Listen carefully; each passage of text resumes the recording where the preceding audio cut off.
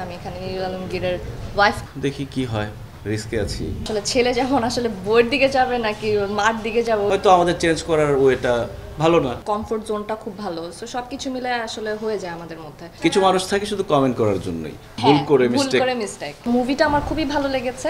আর হৃদয় ভাইয়া আসলে আমি বলবো যে হ্যাটস অফ। সমালোচনা তো সবসময় থাকবে, এখন সমালোচকদের নিয়ে বসে থাকলে তো কাজই করতে পারবো না। এক্সপিরিয়েন্স খুবই ভালো। তো আমি এখানে নীলা নামে একটা মেয়ের ক্যারেক্টার প্লে করছি। আমি এখানে নীলুল আলমগীরের ওয়াইফ ক্যারেক্টার করছি। আমার শাশুড়ি হচ্ছেন মিঠু আপু। গল্পটা যেমন বললো নিলয়, এটা আসলে ওই ফ্যামিলির গল্প, এটা আসলে সবার লাইফের গল্প, সবার সংসারের গল্প।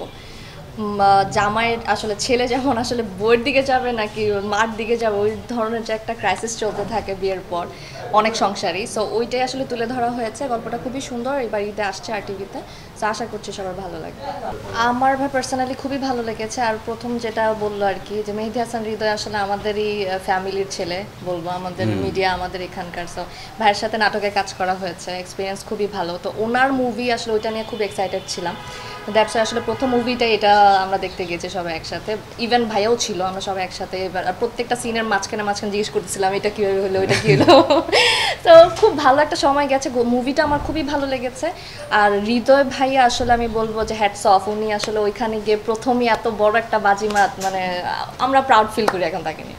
আমরা সবসময় বাবা মা, যেমন আমরা নাটকে সবসময় দেখি বাবা মা হয়তো বলে যে বাবা খেয়ে যাস, অথবা এত দেরি হলো কেন, এতটুকু ডায়লগের মধ্যে বাবা মা শেষ। কিন্তু আমরা বাবা মাকে ট্রাই করেছি যে বাবা মার শুধু ছেলেকে ওর বাবা নাস্তা করে যায় এইসবের মধ্যে না রেখে তার ক্যারেক্টারটাকে চেঞ্জ করতে, সেটা কমেডির দিকে হোক বা সিরিয়াস দিকে হোক, একটু চেঞ্জ করার চেষ্টা করেছি। মানুষ পছন্দ করেছে, এই তো। হয়তো আমাদের চেঞ্জ করার ওয়েটা ভালো না, আপনার পছন্দ নাও হতে পারে, আমরা একটা চেষ্টা করেছি আর কি। ভালো না হলে দেখবেন না, ব্যাস এটাই। সমালোচনা তো সবসময় থাকবে, এখন সমালোচকদের নিয়ে বসে থাকলে তো কাজই করতে পারবো না।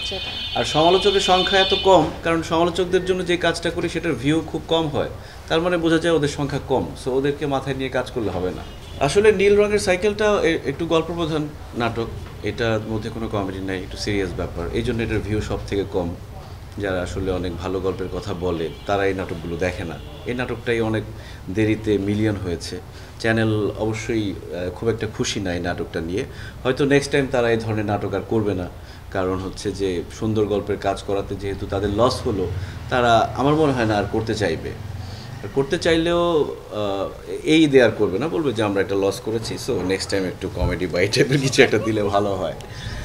তারপরেও ফাইনালি মিলিয়ন হয়েছে, এটা ভালো লাগে যে একটা ভালো গল্প করতে পারলে। আরেকটা যেটা আরটিভিতে গিয়েছে খাল কেটে কুমির, এটা একদম রেগুলার গল্প, কমেডি গল্প, এটা দেখলাম আবার খুব ভিউজ হচ্ছে। সো এটার মধ্যে যারা কমেন্ট করে যে এই ধরনের কাজ কেন করেন, ভালো গল্প করতে পারেন না, তারা কিন্তু নীল রঙের সাইকেল দেখবে না। কিছু মানুষ থাকে শুধু কমেন্ট করার জন্যই। এইটাও কিন্তু গল্প প্রধান, এটা এখনও ইউটিউবে রিলিজ হয়নি, শুধু টিভিতে গেছে বোধহয়। এটা নিয়েও দেখি কি হয়, রিস্কে আছি। আসলে গল্প প্রধান নাটক নিয়ে সবসময় ভয় থাকতে হয়। একান্নবর্তী তো ভালো যাচ্ছে, পরিবারের গল্প। একান্নবর্তীর রেসপন্স খুব ভালো, সবাই ভালো বলছে। মঈন খানের নাটক, এখানে অনেকেই আছেন, গুণী অভিনেতা অভিনেত্রী আছেন, আমরাও আছি। সো দেখা যাক কতটুকু যায় এটা।